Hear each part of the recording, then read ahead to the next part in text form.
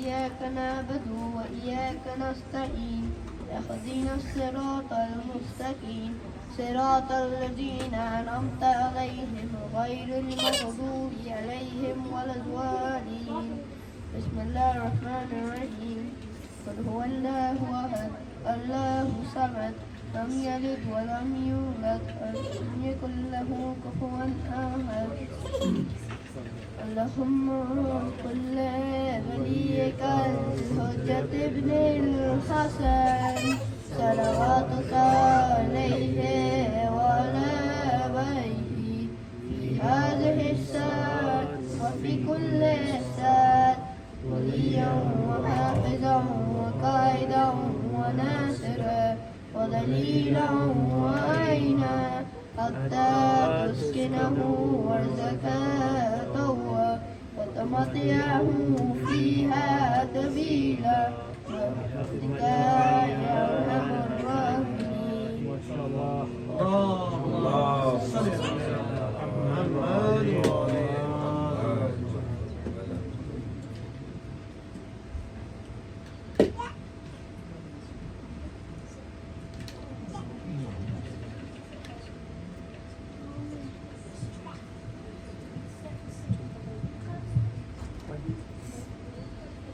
باقی زمانہ بلند کر اللہم صلی علی محمد وعلی محمد. مجھ پہ کیوں بند کرتے ہو پانی کیا محمد کا پیارا نہیں ہوں. مجھ پہ کیوں بند کرتے ہو پانی کیا محمد کا پیارا نہیں ہوں. کیا میں زہرا کا جایا نہیں ہوں کیا میں زہرا کا جایا نہیں ہوں کیا نبی کا نواسا نہیں ہوں. مجھ پہ کیوں بند کرتے ہو پانی کیا محمد کا پیارا نہیں ہوں.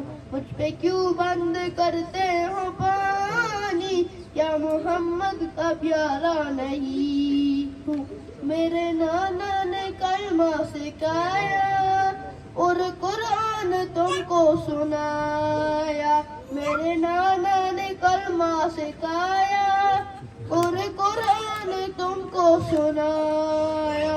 کیا میں نانا کا سایہ نہیں ہوں کیا میں نانا کا سایہ نہیں ہوں کیا نبی کا نواسا نہیں ہوں. مجھ پہ کیوں بند کرتے ہو پانی کیا محمد کا پیارا نہیں ہوں. مجھ پہ کیوں بند کرتے ہو پانی کیا محمد کا پیارا نہیں ہوں. وہ مدینہ جہاں میرا گھر ہے اور مسجد میں اس گھر کا در ہے. اور مدینہ جہاں میرا گھر ہے اور مسجد میں اس گھر کا در ہے. کیا میں اس گھر میں اکیلا نہیں ہوں کیا میں اس گھر میں اکیلا نہیں ہوں کیا نبی کا نواسا نہیں ہوں. مجھ پہ کیوں بند کرتے ہو پانی کیا محمد کا پیارا نہیں ہوں. اللہم صلی علی محمد وعلی محمد.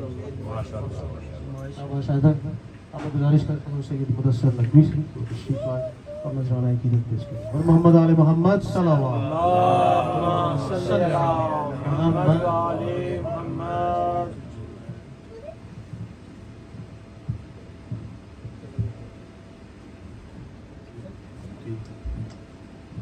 محمد وآل محمد صلی اللہ اللہم صلی علی محمد وعلی محمد. سب سے پہلے ماہ محرم کی مناسبت سے آپ تمام مومنین کی بارگاہ میں ہدیہ تعزیت پیش کرتا ہوں اور بالخصوص اپنے وقت کے امام زمانہ جل اللہ تعالیٰ فرجم شریف کی بارگاہ میں ہدیہ تعزیت پیش کرتا ہوں. اللہم صلی علی محمد. ماہ محرم کا چاند دیکھ کے ہمیں کچھ مسائل ہمارے اذہان میں آتے ہیں. تو اس حوالے سے ایک کلام شہید استاد سید جعفر زیدی صاحب کا وہ آپ کو سماعت میں پیش کروں گا. صرف چند اشعار پیش کروں گا. مجھے اس بات کا علم ہے آپ لوگ تھکے ہوئے ہیں, مجلس سے کر کے آ رہے ہیں, ماتم کر کے آ رہے ہیں, تو بس 3 سے 4 شعر پیش کروں گا. سب مل کے ایک مرتبہ باوازِ بلند صلی اللہم صلی علی محمد و آل محمد. اے چاند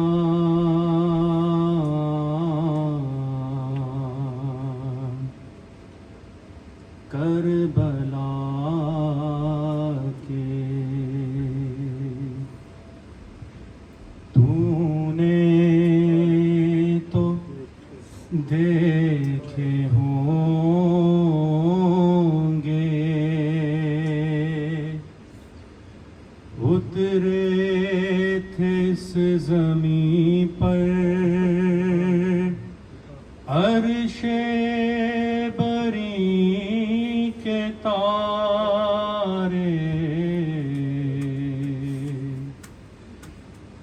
اے چاند کربلا کے, اے چاند اس زمین پر رکھیو ہمیشہ ٹھنڈک, سوتے جو ہیں یہاں پر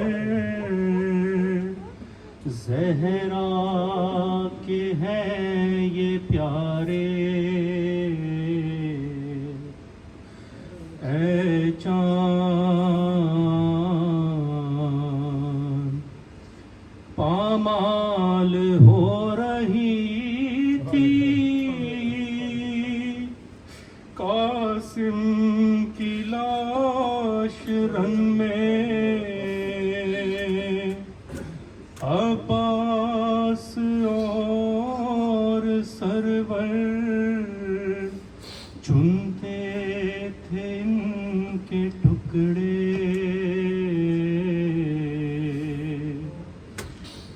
اے چاند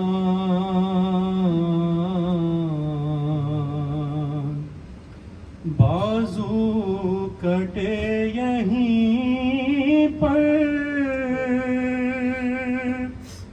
عباس با وفا کے, اذن وغا نہ پایا پانی بھی لا نہ پائے. اے چاند کربلا کے گردن چھدی پسر کی بازو چھدا پدر کا,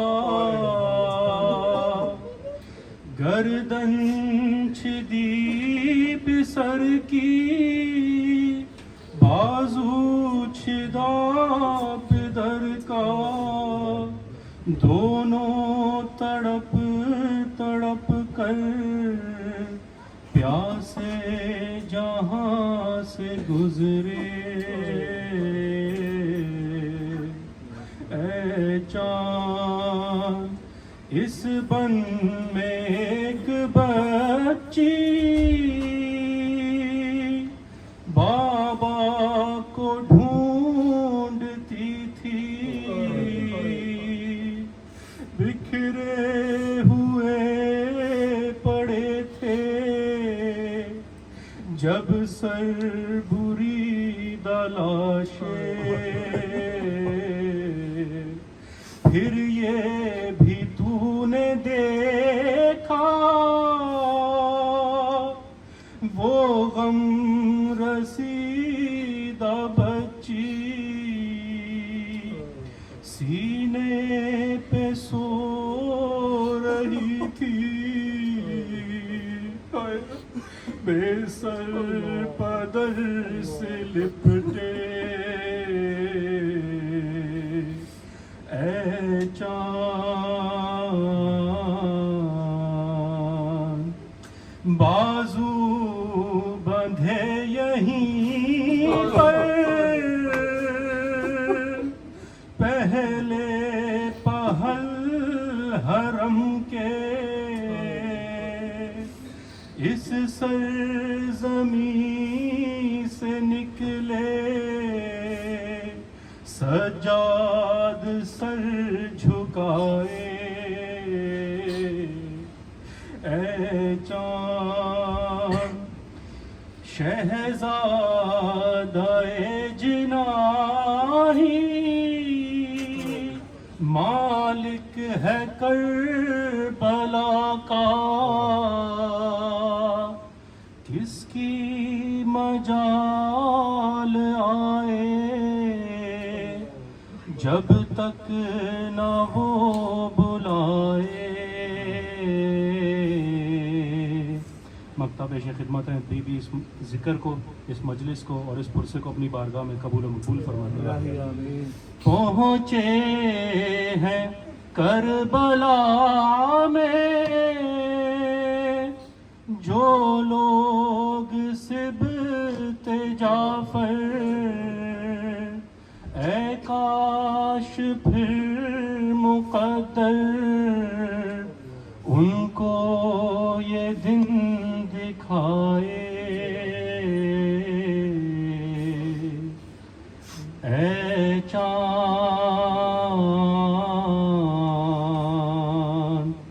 کربلا کے تو نے تو دیکھے ہوں گے اترے تھے اس زمین پر عرش بری کے تارے. خوشنودی محمد والے محمد بابا سے بلند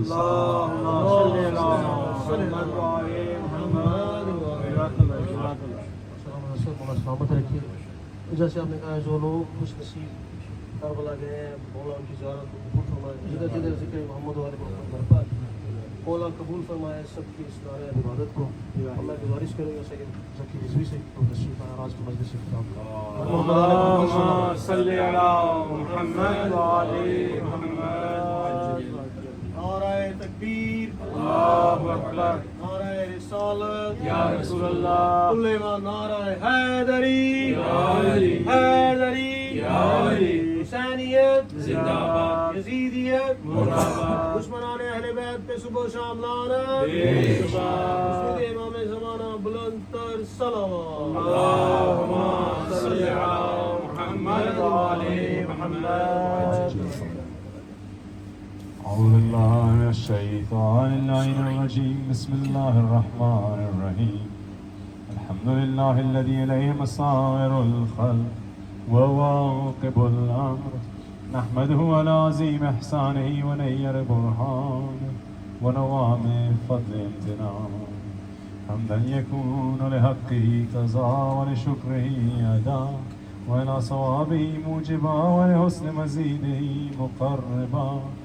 الصلاة والسلام على سيد الأنبياء والمرسلين خاتم النبي شفيع المذنبين راحة للعاشقين والمراد المشتاقين شمس العارفين والسراج الصالحين. نبی ہے مصباح والعلم صاحب جود والکرم واللہ حافظه وجبرائیل خادمه والبراق مرقبه السدرة المنتهى مقامه قاب قوسین محبوب رب المشرقین والمغربین جد الحسن والحسین مولانا ومولاي الذكر الثقلين أبي القاسم محمد. اللهم صل على محمد وعلى محمد. والصلاة والسلام على جميع أهل بيته الطيبين الطاهرين المعصومين المنتجبين المنتخبين المظلومين الذين أذهب الله عنهم الرجس وطهرهم تطهيرا. اللهم صل على محمد وعلى محمد. ولعنة الدائمة على أعدائهم منكر فضائلهم غاصب حقوقهم ومراتبهم ومنزلتهم ومقامهم من يومنا هذا إلى قيام يوم الدين. أما بعد فقد قال رسوله الكريم بسم الله الرحمن الرحيم الحسن والحسين السيد شباب أهل الجنة وأبوهم أفضلهما صدق رسوله الكريم. صلوات. اللهم صل على محمد وعلى محمد. Before we begin, for all the Shuhada and in particular for Shaheed Ustad Sibd Jafar, recite another loud salawat ala Muhammad. اللهم صل على محمد وعلى محمد. It's important to remember who these people are. It's important to remember how great they are. The status of a Shaheed is nothing small. There's no light word that equates to Shaheed. A Shaheed, a martyr, is someone very great. And this is aside from what I wanted to speak about today, but as we're here, I'll mention it. The importance of a Shaheed, the great status of a Shaheed. I recited before in a Majlis, it might even have been here, I can't remember correctly, but I recited before in a Majlis, a man, he's a Zaki, like myself. He says in his lecture that had I been in Karbala, I would have given my life for Imam Hussain Islam as well. That night in his dream, he sees the Imam. He sees the Imam and the Imam says, I wish to recite Salah. So as he wishes to recite Salah, the man sees, he turns around, he sees arrows coming towards the Imam.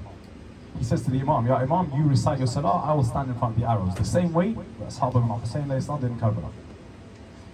So the Imam begins to recite namaz, the arrows are raining down towards him. What does the man do? He sees the first arrow approaching towards the Imam. He stands tall, gets ready to see the arrow. But as the arrow comes closer, he realizes how heavy the arrow is. He realizes how fast it's coming and he ducks out of the way.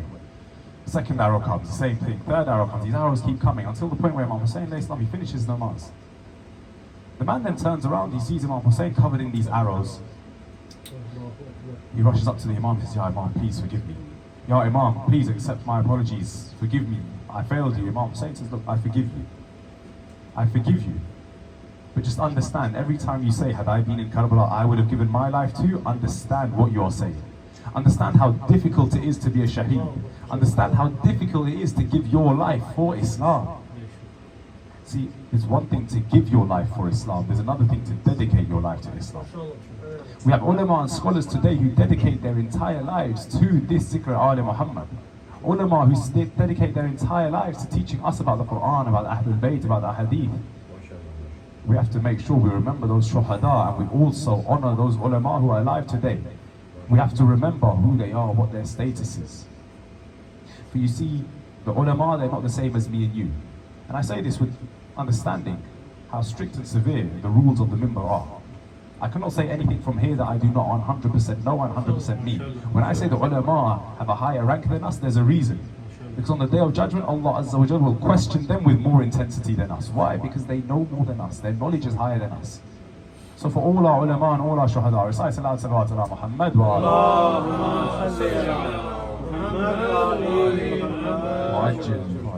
And we hear from our ulama this hadith often, very often. Al-Hasan wal-Hussain, Sayyid Shabab Ahl al-Jannah. Imam Hassan and Hussain alayhi salam are the leaders of the youth of paradise, but oftentimes, for what reason I don't know, we don't hear the second part of that hadith. وَأَبُوهُمْ أَفْضَلُهُمَا, and their father is greater than them. This part of the hadith, I don't know why we keep missing it out. This part of the hadith, I don't know why we never hear about this part of the hadith. It's a beautiful hadith which encapsulates the two sons of Imam Ali alayhi salam who are imams and Imam Ali alayhi salam as well at the same time, all three of them together. A beautiful line which encapsulates how important these figures are. And today I want to speak about Imam Hassan al-Mujtaba alayhi salatu.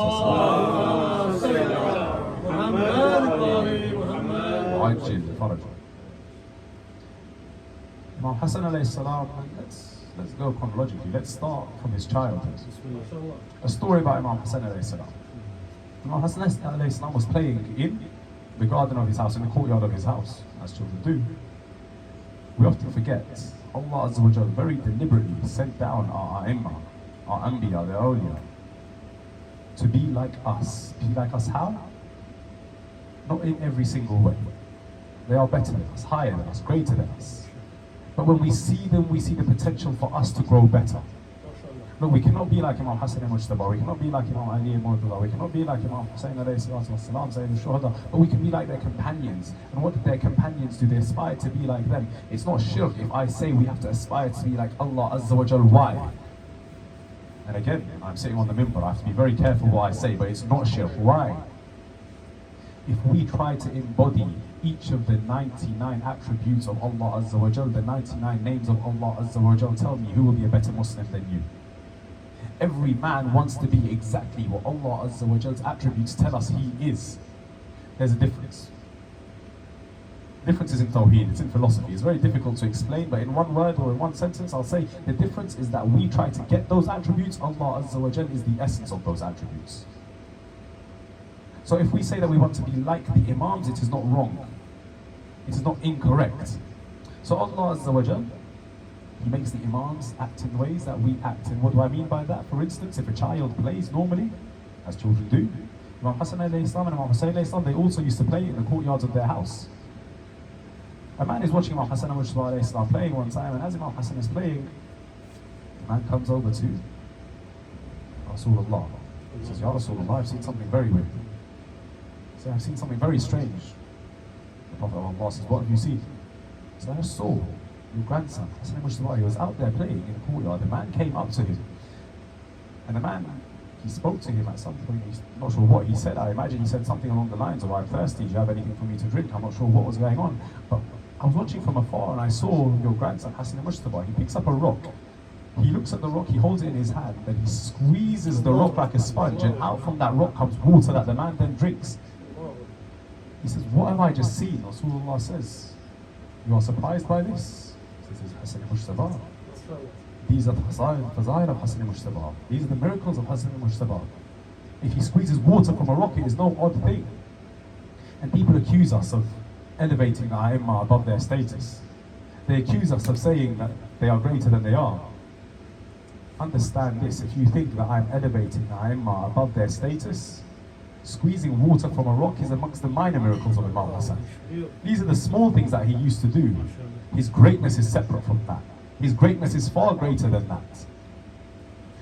And there's a beautiful line by none other than Hazrat Abu Fadl Abbas in the Battle of Siffin, where he explains to us how great him, his brothers, and Imam Ali alayhi salam. Muhammad wa ali Muhammad salawat. Allahumma salli ala Muhammad wa ali Muhammad.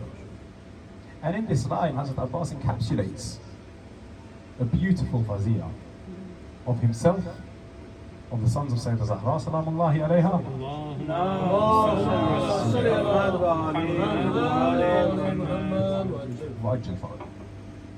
Is the Battle of Siffin. Imam Ali alayhi salam has sent Abu Abbas out to fight the battle. Everyone knows the story. Afterwards, a man asks Hazrat Abbas, he says, Ya Abbas, your father, Ali ibn Abi Talib, never asked Imam Hassan and Imam Hussein to do anything. Everything he wants, he asks you to do. He never tells his two other sons to do anything. He wants his sword, he says, Abbas, get me my sword. He wants the musalla, he says, Abbas, get me the musalla. He wants water, he says, Abbas, get me water. He wants anything, he says, Abbas, get me that. Never have I seen him turn to Imam Hassan and Imam Hussein and say, go get me this, go do this for me. Why? What does Hazrat Abbas respond? He says, have you not heard of the story of Mubahila? He says, what has Mubahila got to do with this? It says right there, easy, it says in the Quran. You bring your sons, I'll bring my sons. Imam Hassan and Hussein alayhi salam, they are the sons of Rasulullah. He took them. I am the son of Ali ibn Abi Talib. Look at the fazila that Hazrat Abbas tells us. Hazrat Imam Hussein and Imam Hassan, they are the sons of Rasulullah. And Hazrat Abbas is the son of Imam Ali alayhi salam. Hazrat Abbas is telling us himself in a beautiful way. We sometimes forget Hazrat Abbas. He may not be amongst the 14 Ma'sumin, but this man also grew up amongst Ahlul Bayt alayhi salam. This man has greatness of his own. We'll discuss his greatness in the coming days as well, inshallah. But look at what he says about Imam Hassan was saying that they are the sons of Rasulullah, and it's so true for Imam Hassan alayhi salam. Let me explain to you how. Imam Ali alayhi salam, now I'm not going to Masayib here, but at the moment where he's at his deathbed, at the moment where he's leaving this world, he calls Imam Hassan alayhi salam to him, and we all know the story of how he brought all his sons and all his daughters and placed their hands in the hands of Imam Hassan alayhi salam. But he also says something to Imam Hassan. What does he say? He says, my son Hassan, everything Rasulullah gave to me, I now give to you. What did Rasulullah give Imam Ali alayhi salam? He gave him fazila, he gave him miracles and mu'jizat, he gave him imama, he gave him wilaya. Imam Ali alayhi salam says, Hassan, everything Rasulullah gave to Ali, Ali now gives to you. The connection between Imam Hassan and Rasulullah is great. So we looked yesterday at the connection between Hazrat Ja'far Tayyar and Rasulullah. Today understand the connection between Imam Hassan and Mujtaba alayhi salatu wasalam and Rasulullah sallallahu alayhi wa alihi wa sallam. And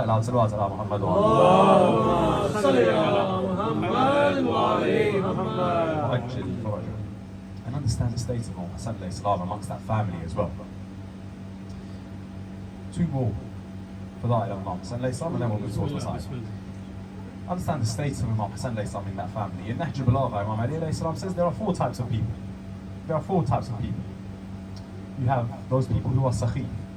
You have those people who are Kareem. You have those people who are La'im, La'im with a meme, not with a nun, La'im, and you have those people who are Bakhil.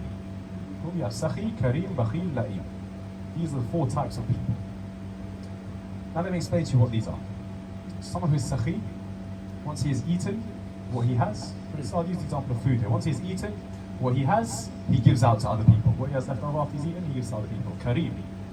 Kareem is somebody who, before he even eats, he gives to everybody else. If there's anything left, then he'll eat. Then you have Bakhil. Bakhil is somebody who eats alone and he won't give it to anybody else.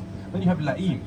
La'im is that person whether I eat or not, nobody else gets to eat. It doesn't matter whether I eat, I just don't want anybody else to eat. La'im is the worst of the worst. Bakhil, terrible as is. Sakhi is great. Kareem is the greatest status. Kareem is the greatest of the great. It was Imam Ali alayhi salam who turns around and tells us all that Imam Hassan alayhi salam is Kareem Ahl Bayt.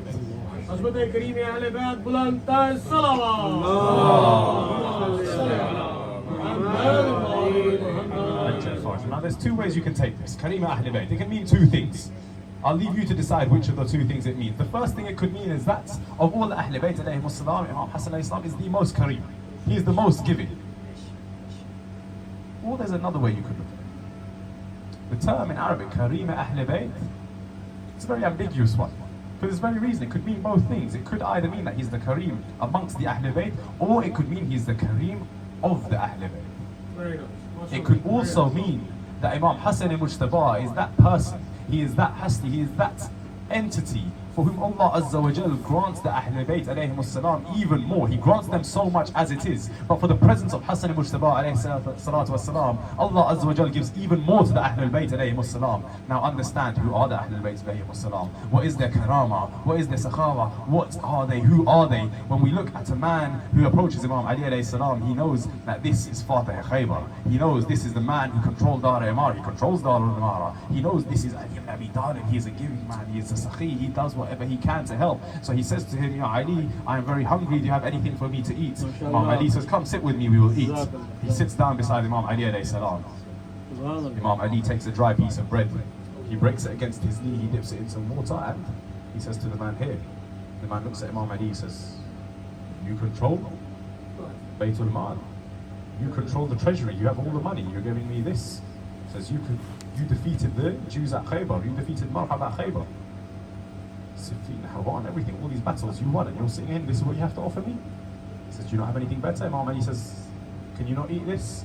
The man says, if you have anything better. Imam Ali says, look, go down this road, into the house on the left. When you go into that house, you will find somebody who is giving you food. The food they give you will be much better than this. It will be beautiful food. So what happens? The man gets up, he goes. As he goes, he's sitting there and he's eating. What does Imam Hassan al-Mujtaba alayhi salam see? As the man eats, he takes one morsel of food and he puts it in his mouth. Then he takes another and puts it in his pocket. He takes one and eats it, puts another in his pocket. Imam Hassan, he looks at him, he says, what are you doing? He says, look, you want to eat, you eat. Then you want to take away, you take away. There's not a problem. I won't stop you. You don't have to hide. You don't have to do this in a behind your back kind of way. The man says, look, it's not for me. I'm not worried about myself. There's a man sitting on the road outside. He's sitting there, he's a great man, he's a very important man, but he's sitting there eating dry bread. I want to take some food for him. Imam Hassan says, tell me about this man. He says, the man is an amazing man. This is the man who defeated Khaybar. This is the man who defeated Marham. This is the man who won many battles for Islam, but look at what has happened. He's sitting on the road eating dry bread.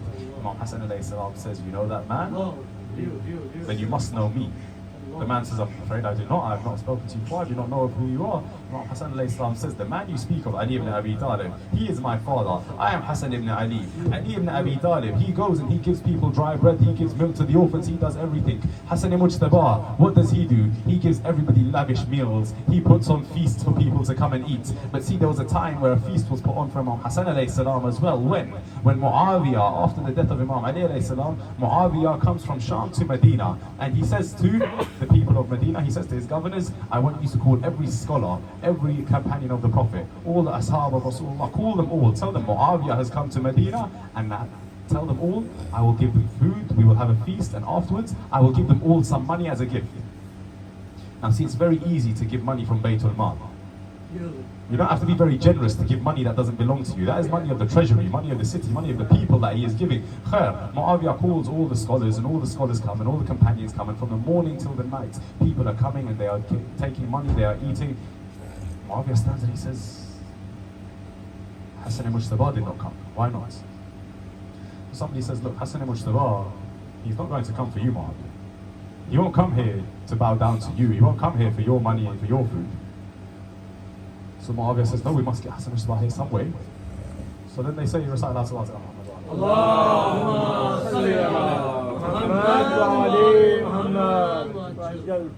Muawiyah is told, look, it is namaz time. Imam Hassan will be coming to the mosque for salah.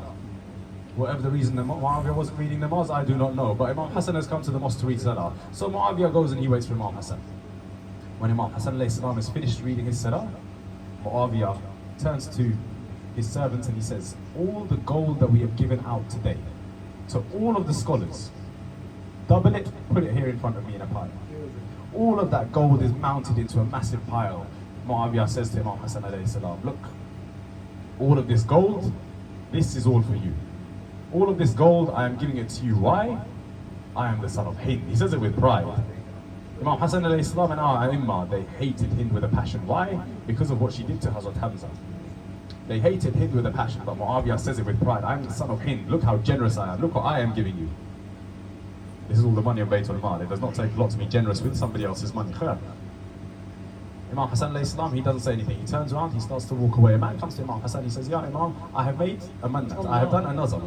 I've said to Allah Azza wa Jalla, I've made him a promise. If my du'as are accepted, then I will do what? I will make shoes for you and I'll place them on your feet. Imam Hassan says, look, give me the shoes, I will wear them. In those days, these shoes were made out of wood. So the man carved the shoes out of wood and he gave them to Imam Hassan. But he says to Imam Hassan, Ya Imam, part of the dua, part of the promise I made was that I would put them on your feet myself. So Imam Hassan, he puts his feet forward. The man puts the shoes on Imam Hassan's feet. He begins to try and kiss Imam Hassan's feet. Imam Hassan stops him, he pushes him away, he says no. At this point, Imam Hassan says to him, come with me.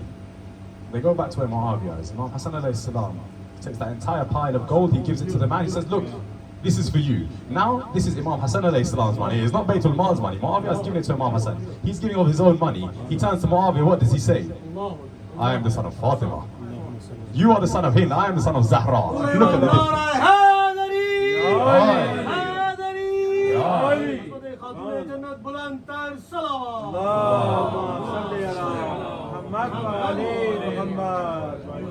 You came to show me the generosity of the son of Hind.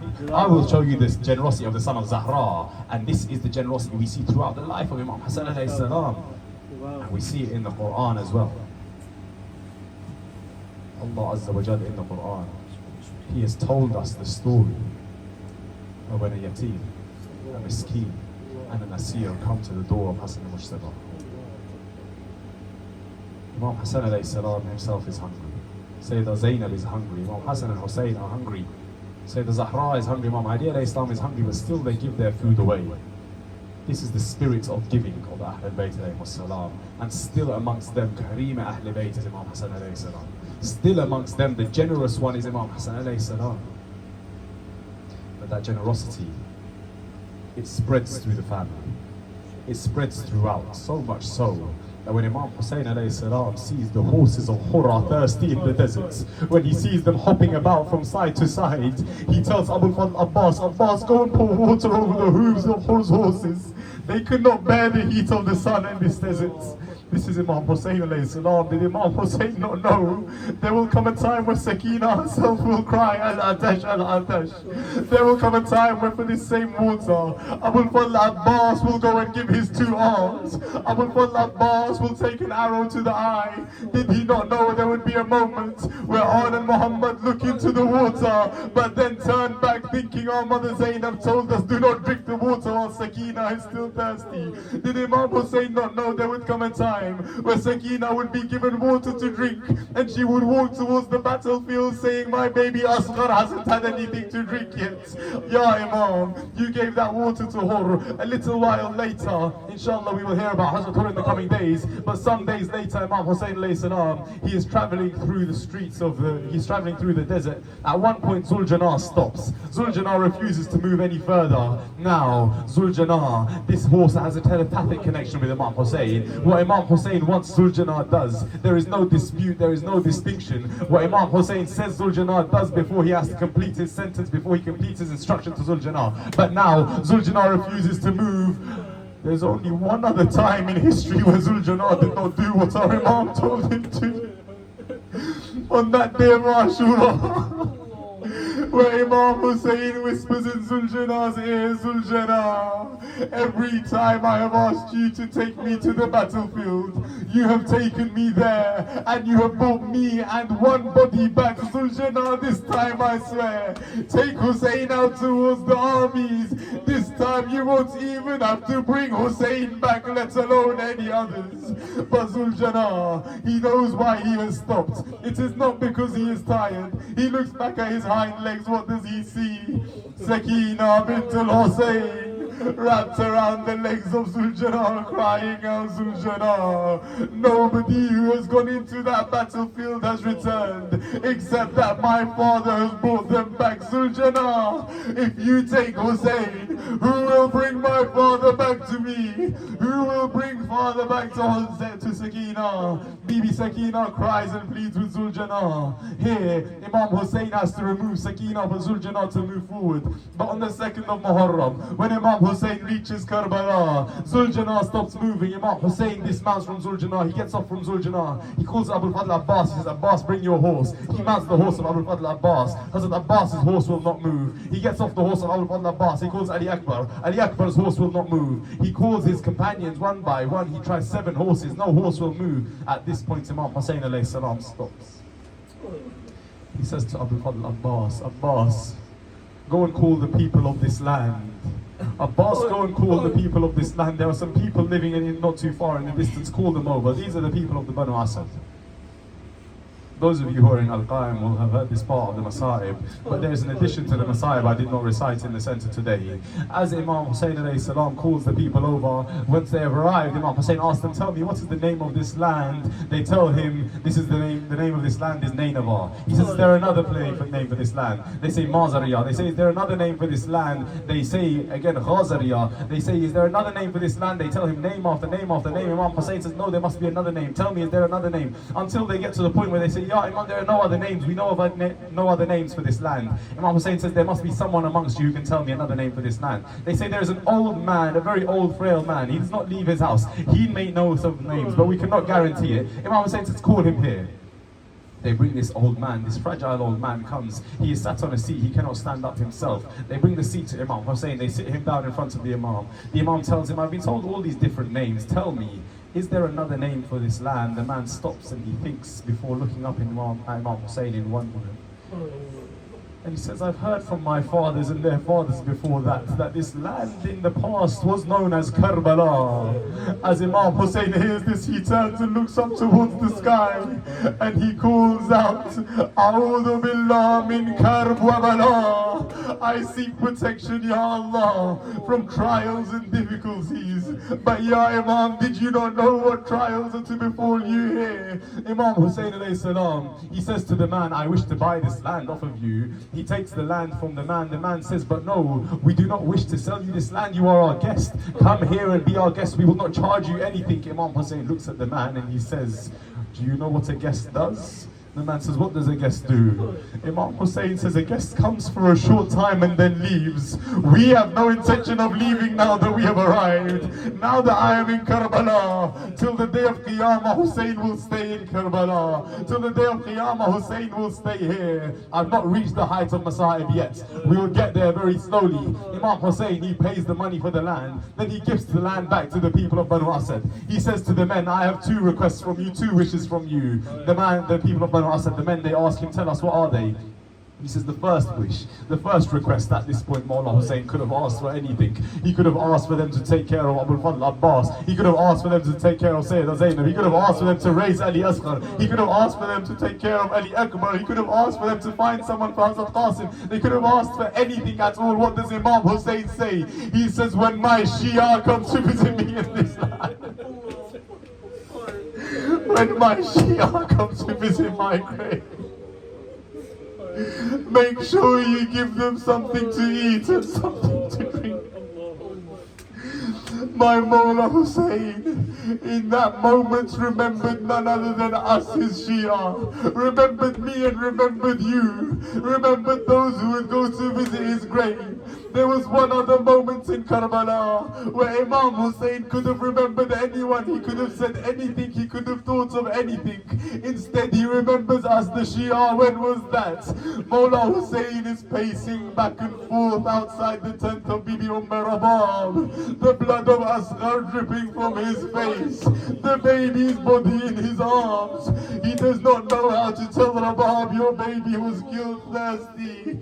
But Mawla Hussein in that moment turns to Medina. He calls out, Ya Rasulullah, Ya Rasulullah, I wish my Shia could see me in this exact moment. Imam Hussein in that moment remembered us. May Allah grant us all the opportunity to go and visit the grave of our Imam. Imam Hussein tells them, this is my first wish. My second wish to you, the men of Banu Asad, is what? Imam Hussein says, after a few days, if you look out towards that land over there, that plain of sand over there, you will see bodies laying across the ground. You will see my body under the sun. You will see Abbas's body without arms. You'll see the pieces of Qasim's body. You will see the body of Asghar without his head. In that time comes, I am asking you to come and bury us so that our bodies are not left under the sun. Imam Hussein then says to them, you may leave now, but as you go, can you send your women over to us? I wish to speak to the women of the Banu Asad tribe. The women come forward. Imam Hussein says, the armies of Yazid, they may frighten your men. If they do, try and convince your men to be brave and come and bury us. If you cannot convince them, under the guise of some chores, go and throw some dirt over our body. Try and bury us yourselves. The Imam Hussein then sends the women away and he says, as you leave, send the children of your tribe to us. Now, Sayyid al-Shuhada, Sayyid al-Shabab Ahl al-Jannah, Hussein ibn Ali, the leader of the youth of paradise, stands there, surrounded by children, tears in his eyes as he pleads with the children and says to them, listen, there may come a time where your parents are too scared to bury us. In that moment, pretend you are playing. Do whatever you must, just throw a few handfuls of dirt over our bodies, so that we are not left lying alone in Karbala. I have not reached the height of Masa'ib. This is Mawla Hussein trying to convince the children. But will you hear the most painful line of the Masa'ib? As Mawla Hussein had arrived in Karbala, Sayyida Zainab had a very peculiar reaction. There are 2 narrations as to how Sayyida Zainab reacted. One I'm sure you will have heard. She tells Imam Hussein, I do not know what it is about this land, but my heart is trembling. I do not know what it is about this land, but I can smell our mother. I do not know what it is about this land, but I feel like I can keep hearing a woman crying.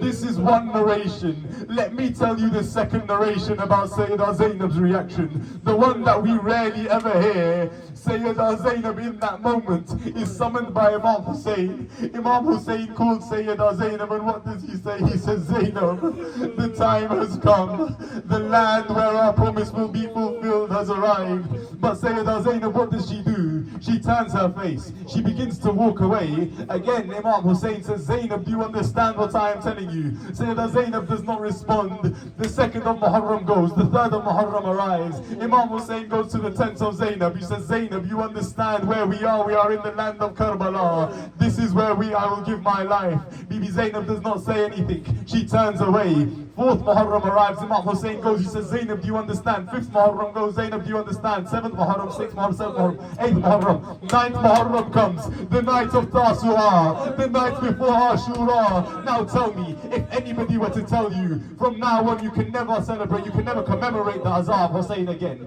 From now on you can never do Majlis of Hussein again. How would you react? From now on you can never go to the grave of Abu Abdullah again. How would you react? It pains my heart to think about it. If I was separated from the Majlis of Hussein. Now imagine Zainab separated from Hussein himself. Imam Hussein on the night before Ashura, he comes to Sayyidah Zainab. He says, Zainab, Zainab, the night has come.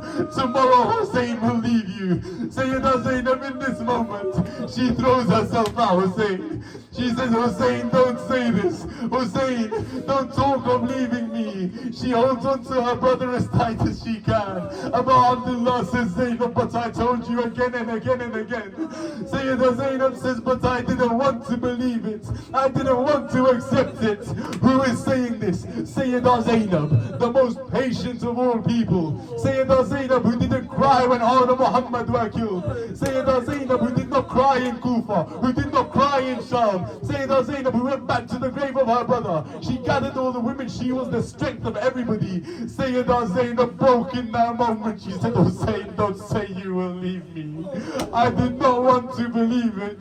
Hussein says, Zainab, are you finally ready to accept that this is the land of Karbala? This is where we will be separated. Sayyidah Zainab says, Hussein, I have no option now but to accept it. I have no option to believe it.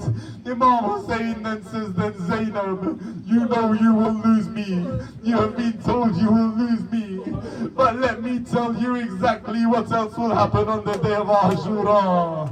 Imam Hussein sits Sayyidah Zainab down. He tells her, Zainab, you will lose honor Muhammad. She says, I accept it. He says, Qasim's body will be trampled. She says, I accept it. She says, you will lose Ali Akbar. She says, I will accept it. He says, Zainab, you will lose your Abbas. His arms will be cut off. Everybody will come back to the tent, but Abbas will stay by the Quran. Zainab says, I accept it. Syed says, Zainab, I will be killed in Karbala while you watch. She says, I accept it. Then Imam Hussein says, but Zainab, your sacrifice, when the sun sets over Karbala, Zainab, at that time, there will be chains in your hands. Zainab, the Rida will be stolen from your head. Zainab, you will watch as Sakina is hit and slapped. Zainab, you will have to save the jar from the burning fire. Zainab turns to Hussein ibn Ali. She turns to Hussein ibn Ali. She says, Hussein, tell me, how am I meant to accept this? How can I take this? How can I bear this? Imam Hussein says, Zainab, you were able to accept it when our mother Zahra died. You accepted it when our father Ali died. You accepted it when Hassan Mujtaba died. You accepted it when we brought his body back and we picked the arrows from his body. You accepted that Qasim will die. You accepted that Abbas will die. You accepted Akbar will die. Why is it that you cannot accept the chains? Why is it that you cannot accept the events of Sham and Ghariba? Sayyidah Zainab responds, when my mother Zahra died, I had Ali. When Ali died, I had Hassan. When Hassan died, I had you. But now, Hussein, when you have died, who will Zainab turn to? Who will support Zainab on that night? ألا لعنة الله على قوم الظالمين فسيعلم الذين ظلموا أي منقلب ينقلبون. مات حسين.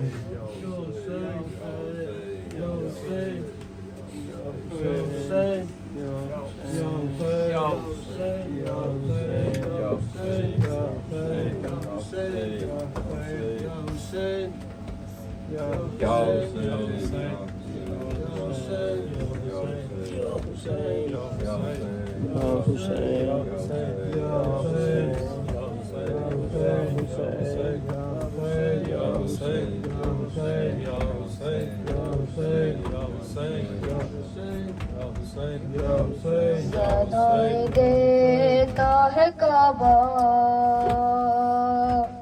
हुसैन रुक जाओ सदाएं देता है काबा हुसैन रुक जाओ सदाएं